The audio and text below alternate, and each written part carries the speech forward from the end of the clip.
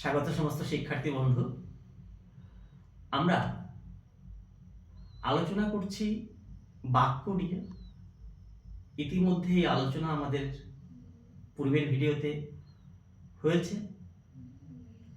এই বাক্যের প্রকারে আমরা দুটি প্রকার পেয়েছি, একটি হলো গঠনগত প্রকার এবং অপরটি হলো অর্থগত প্রকার।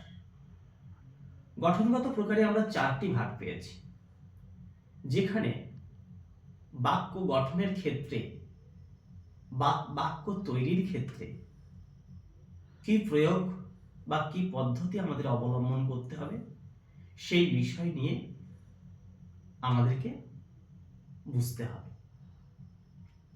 গঠনগত প্রকারে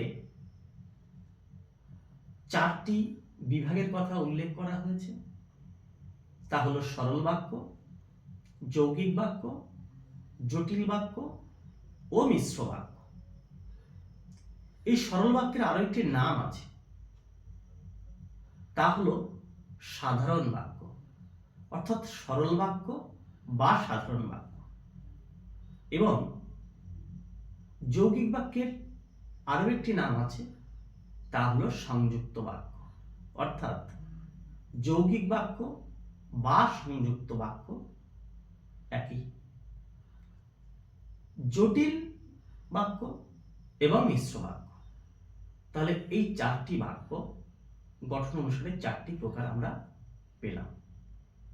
খুব সহজভাবে সরল বাক্যের মধ্যে একটি উদ্দেশ্য এবং একটি বিধেয় থাকবে, এই বিধেয় অংশে সমাপিকা ক্রিয়া থাকবে। যৌগিক বাক্যে একাধিক বাক্য থাকবে এবং এই একাধিক বাক্যের মাঝখানে থাকবে সংযোজক বা বিয়োজক অব্যয়, কখনো কখনো তা সংকোচক অব্যয় হতে পারে।